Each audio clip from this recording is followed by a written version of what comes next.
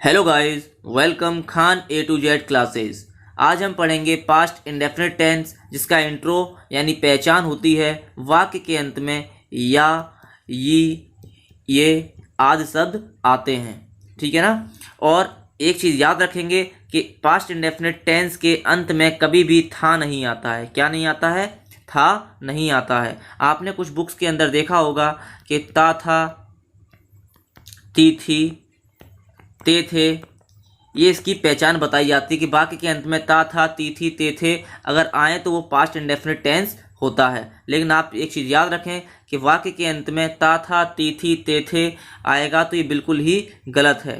ठीक, वाक्य के अंत में पास्ट इंडेफिनिट टेंस में था नहीं आता है और इन सब में था दिखाई दे रहा है। ठीक है ना। तो इसकी केवल एक ही पहचान होती है। वो पहचान क्या है कि वाक्य के अंत में या, ये आदि शब्द आते हैं।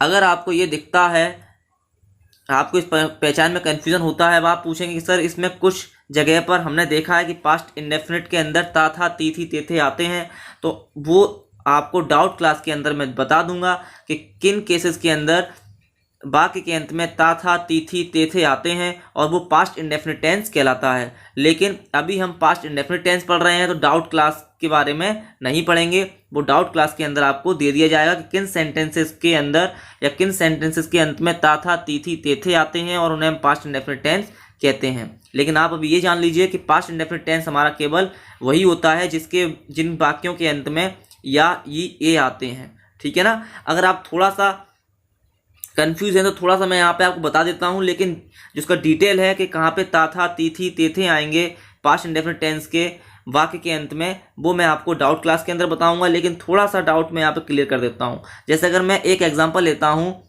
मैंने खाना खाया, मैंने खाना खाया, और सेकंड इसी का एग्जांपल, मैं खाना खाता था।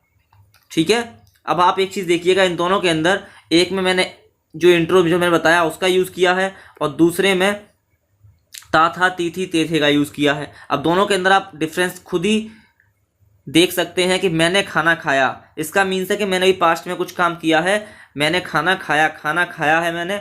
और नेक्स्ट है मैं खाना खाता था। इसमें देखिए सेकंड सेंटेंस के अंदर मैं खाना खाता था, ये एक हैबिट बता रहा है।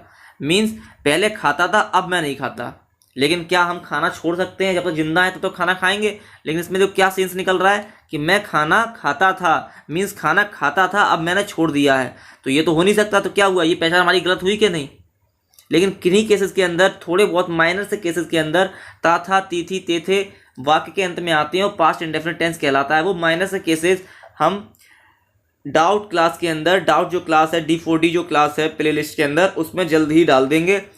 और आपको वो क्लास देखनी है तो आपसे रिक्वेस्ट है कि आप मेरे इस चैनल को सब्सक्राइब कर दें और बेल आइकन को भी दबा दें, जिससे अब मेरे नोटिफिकेशन आपको मिल जाएं।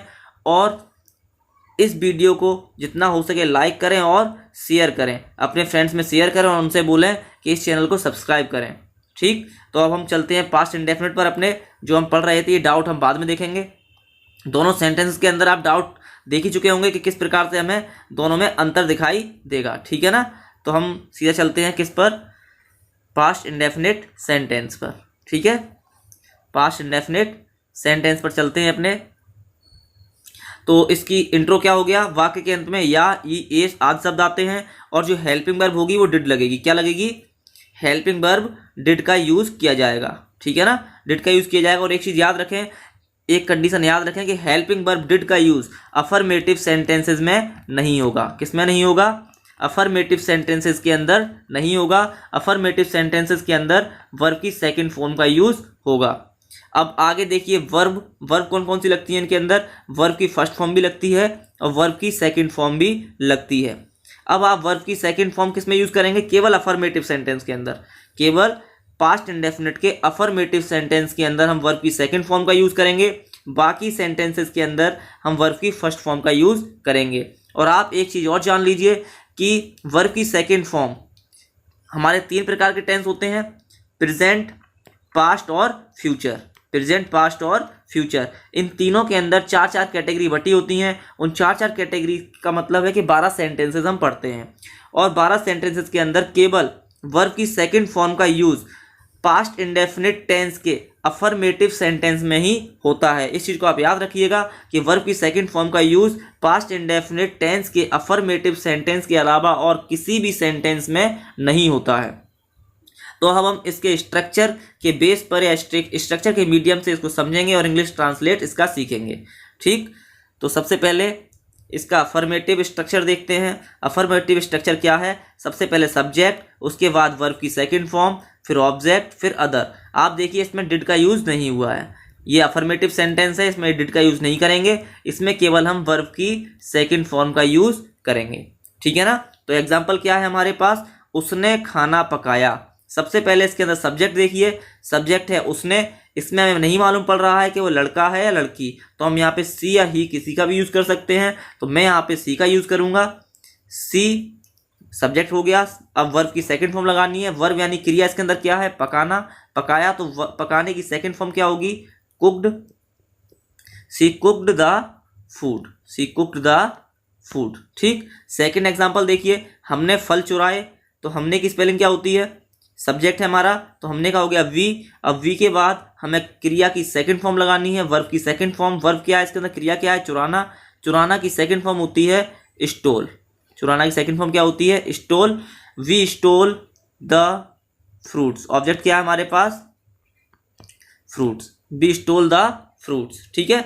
अब इसका निगेटिव स्ट्रक्चर देख लेते हैं हम। निगेटिव स्ट्रक्चर है subject plus did not plus verb की first form plus object plus other. अब देखिए इसमें डिड आ गया है और सेकंड फॉर्म ना लगकर क्या लगी है? फर्स्ट फॉर्म का यूज किया गया है। तो आप जान लीजिए केवल अफर्मेटिव में ही हम सेकंड फॉर्म का यूज करेंगे, अन्य में हम फर्स्ट वर्ब की फर्स्ट फॉर्म का यूज करेंगे। ठीक है।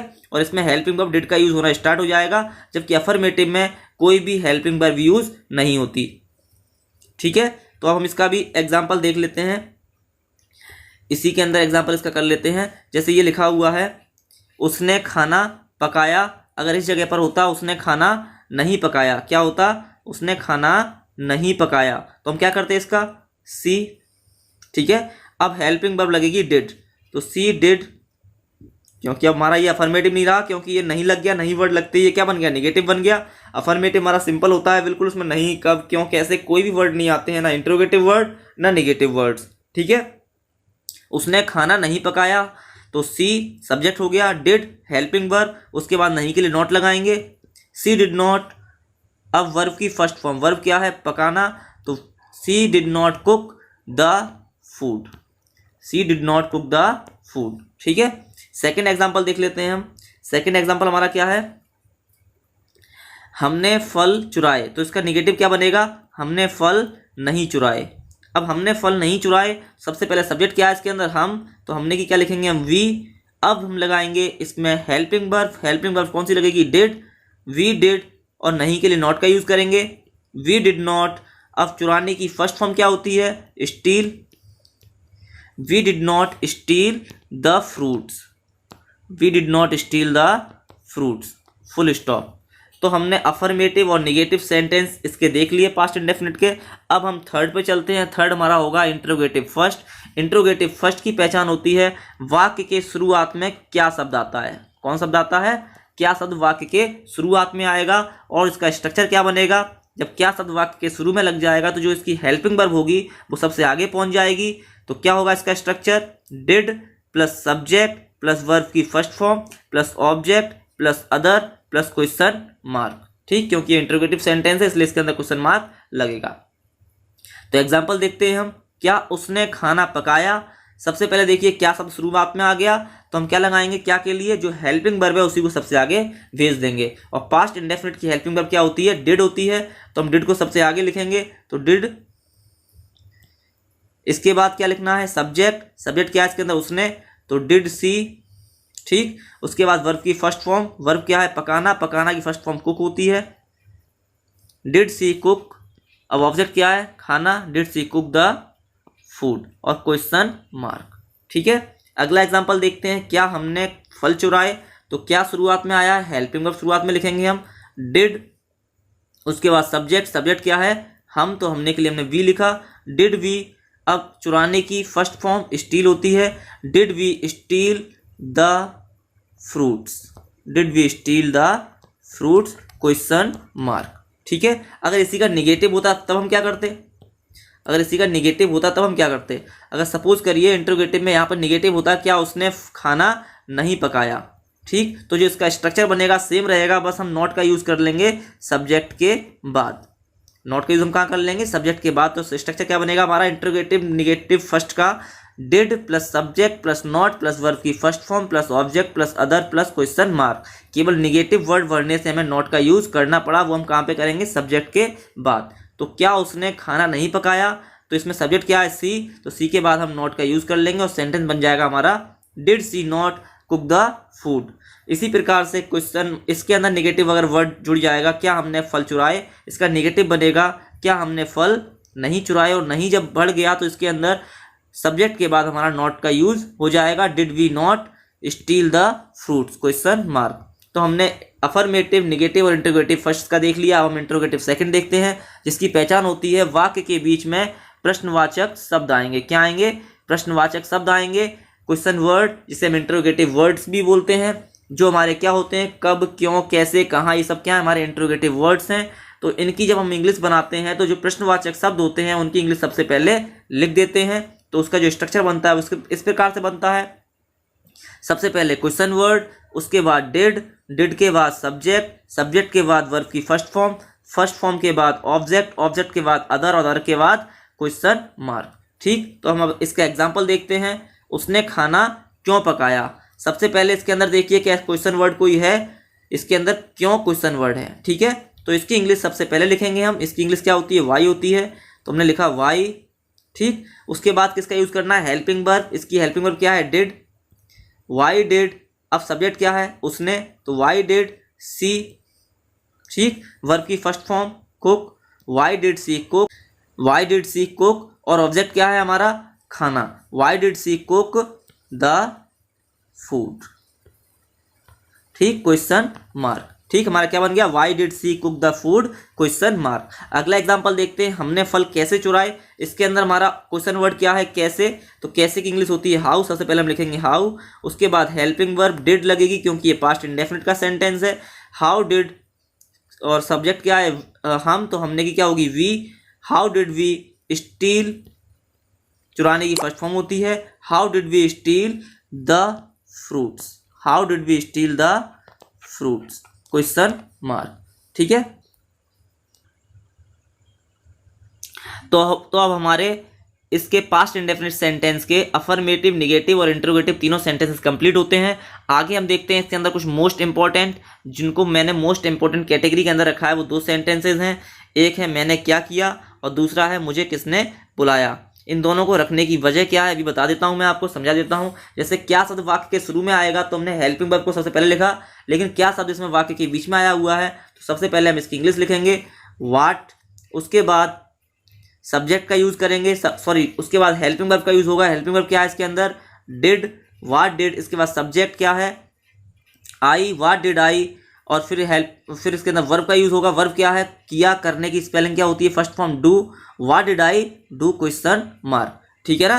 अब इससे पहले मैं पिछले क्वेश्चन वर्ड जो कौन सा था, इंट्रोगेटिव सेकंड था, उसका निगेटिव बताना भूल गया, उसको भी देख लेते हैं एक बार, निगेटिव इसका, फिर हम आगे मोस्ट इंपॉर्टेंट के अंदर सेकंड जो है उसको बताएंगे, उसके अंदर क्या इंपॉर्टेंस है और क्यों वो सबसे ज़्यादा इंपॉर्टेंट मैंने लिखा है, ठीक। तो उसको जिसका निगेटिव बनेगा दोस्तों, तो उसका निगेटिव कैसे बनेगा, निगेटिव के लिए इसके अंदर वर्ड जुड़ेगा। जैसे एग्जांपल अब देखते हैं, उसने खाना क्यों नहीं पकाया। अगर ये नहीं वर्ड जुड़ जाता है तो जो इसका स्ट्रक्चर चेंज हो जाएगा। स्ट्रक्चर में क्या चेंज आएगा, केवल ये नहीं वर्ड जो जुड़ा है उसकी स्पेलिंग का चेंज आएगा, और वो कहाँ लगेगी, हमारी सब्जेक्ट के बाद। तो यहाँ लगा लेंगे हम not, question word plus did plus subject plus not plus verb की first form plus object plus other plus question mark, ठीक है। इसका एग्जाम्पल क्या बनेगा, उसने खाना क्यों नहीं पकाया, तो वाई डिड सी, हमारा सब्जेक्ट क्या है, ये है सी के बाद हम नॉट लगा देंगे, बस इतना ही सा इसके अंदर चेंज आएगा। तो हमारा क्या बनेगा, why did she not cook the food, ठीक है। नेक्स्ट एग्जांपल, हमने फल कैसे चुराए, इसका निगेटिव बनेगा हमने फल कैसे नहीं चुराए, और निगेटिव वर्ड जुड़ते ही हमारा इसका जो इंग्लिश ट्रांसलेट होगा उसके अंदर सब्जेक्ट के बाद नॉट लग जाएगा, और बस इसका यही सेंटेंस बन जाएगा, इंग्लिश ट्रांसलेट हो जाएगा, how did we not steal the fruits, ठीक। अब हम इसका जो मोस्ट इंपॉर्टेंट का सेकंड रह गया उसको देख लेते हैं। तो सेकंड वाला क्या है, मुझे किसने बुलाया, किसने की स्पेलिंग हो जाएगी हु, और अब लिख लेते हैं बुलाने की, तो हु कॉल्ड मी। अब आप लोगों को कन्फ्यूज़न आ रहा होगा कि हमारा ये क्वेश्चन वर्ड है और मैंने अभी पीछे क्वेश्चन वर्ड वाले यानी इंट्रोगेटिव सेकंड के अंदर बताया कि क्वेश्चन वर्ड के बाद हमारी हेल्पिंग वर्ब लगती है डिड, या जो भी हेल्पिंग वर्ब होगी लगती है, लेकिन इसके अंदर हमने कोई हेल्पिंग वर्ब का यूज़ नहीं किया। जबकि हमने क्या पढ़ा था पीछे कि हमारा सबसे पहले क्वेश्चन वर्ड होगा, क्वेश्चन वर्ड के बाद डिड आएगा और डिड के बाद सब्जेक्ट आएगा, लेकिन इसके अंदर वो फॉलो हो रहा है, नहीं हो रहा है, इसीलिए हमने इसको मोस्ट इंपॉर्टेंट के अंदर रखा है। ठीक, अब क्यों नहीं होता उसका रीज़न देख लेते हैं। तो रीज़न देखने के लिए सबसे पहले हम क्या करेंगे, इसका आंसर दीजिए आप। अगर इसका मैं आंसर देना चाहूँ तो आंसर क्या बनेगा, इसका आंसर बनेगा, सपोज करो कि अमित ने मुझे बुलाया, अमित ने मुझे बुलाया, अमित ने मुझे बुलाया। इसका एग्जाम्पल बन गया इसका, अमित ने मुझे बुलाया। अब इसका आंसर हो गया, मुझे किसने बुलाया, किसी ने बोला अमित ने मुझे बुलाया, ठीक है ना, मैंने बोला अमित ने मुझे बुलाया। अब देखते हैं इसका क्या डिफरेंस है इसके अंदर। अब इसका आंसर जो बनेगा वो क्या बनेगा, अमित कॉल्ड मी, यही तो होगा इसका, अमित कॉल्ड मी। अमित ये अफर्मेटिव है, हमारा पास्ट इंडेफिनिट का क्या है, पास्ट इंडेफिनिट का ये कौन सा है, अफर्मेटिव है, ठीक है ना, अफर्मेटिव है। तो अमित कॉल्ड मी, अमित फिर वर्ब की सेकंड फॉर्म, क्रिया क्या है, बुलाना, बुलाने की स्पेलिंग होती है कॉल, कॉल की सेकंड फॉर्म होती है कॉल्ड, अमित कॉल्ड मी। ठीक, अब आप देखिएगा मुझे किसने बुलाया, तो ये किसने वर्ड है ये एज ए सब्जेक्ट ट्रीट होगा, क्या ट्रीट होगा, एज ए सब्जेक्ट, एक कर्ता की तरह इसको हम ट्रीट करेंगे। जब कर्ता की तरह ट्रीट होगा तो सबसे पहले हम इसको रखेंगे, और एक चीज़ याद रखिएगा, जब भी कौन या किसने आता है तो वो एज ए सब्जेक्ट ट्रीट होता है, कर्ता की तरह ट्रीट होता है। हम उसको एक अफर्मेटिव सेंटेंस मान लेंगे, बिल्कुल सिंपल सा अफर्मेटिव मान लिया। हमने बोला किसने हमारा क्या है, सब्जेक्ट है, किसने हमारा क्या है, सब्जेक्ट है, तो हमने सब्जेक्ट लिखा हु। अब इसको अफर्मेटिव भी मान लो, किसने का लिखा हु और हु के बाद हमें क्या लिखना है, सेकंड फॉर्म, तो हमने लिखा कॉल्ड, हु कॉल्ड मी। अब इसका नेगेटिव बनाया जाए तो मुझे किसने नहीं बुलाया, मुझे किसने नहीं बुलाया, तो हम क्या करेंगे, जैसे हम नेगेटिव करते थे वैसे ही हमने माना हु हमारा सब्जेक्ट है, क्या है, जो किसने है वो हमारा सब्जेक्ट है, तो हमने लिखा सब्जेक्ट, सब्जेक्ट के बाद हेल्पिंग वर्ब, लिख ली हेल्पिंग वर्ब, फिर वर्ब, हेल्पिंग वर्ब के बाद नेगेटिव वर्ड जो था वो लिख लिया हमने, हु डिड नॉट। अब वर्ब की first form, who did not call me, question mark, ठीक है ना। तो हमें क्या मालूम पड़ा कि जो कौन या किसने हैं वो किसी भी सेंटेंस के अंदर हम एज ए सब्जेक्ट ट्रीट करते हैं, एक कर्ता के अनुसार उसे ट्रीट करते हैं। और जब कर्ता मान लोगे तो सेंटेंस बेशक ये सेंटेंस हमारा रहेगा इंट्रोगेटिव का, सेंटेंस हमारा किसका रहेगा, इंट्रोगेटिव का, लेकिन हम इसको समझने के लिए एक अफर्मेटिव या नेगेटिव की तरह ट्रीट कर लेते हैं। क्या कर लेते हैं, समझने के लिए केवल रहेगा वो इंट्रोगेटिव का ही सेंटेंस, क्योंकि कौन आया हुआ है, किसने आया हुआ है, वर्ड कौन से इंट्रोगेटिव वर्ड्स हैं, तो वो रहेगा इंट्रोगेटिव का ही सेंटेंस। लेकिन समझने के लिए हम किसने को क्या मान ले रहे हैं, एज ए सब्जेक्ट, क्योंकि इसका आंसर बनेगा कौन, यहीं पे तो रखा है ना किसने, किसने का आंसर क्या हुआ, अमित, अमित ने, तो हमने अमित को आगे लिखा, तो जहां पे हमारा आंसर बनता है वहीं पे हमारा क्वेश्चन वर्ड जुड़ता है, ठीक है ना। तो हम सिंपल सा है कि हम इसको एज ए सब्जेक्ट ट्रीट करेंगे, कौन या किसने को हर सेंटेंस के अंदर, इसके अंदर नहीं, हर सेंटेंस के अंदर हम एज ए सब्जेक्ट ट्रीट करेंगे।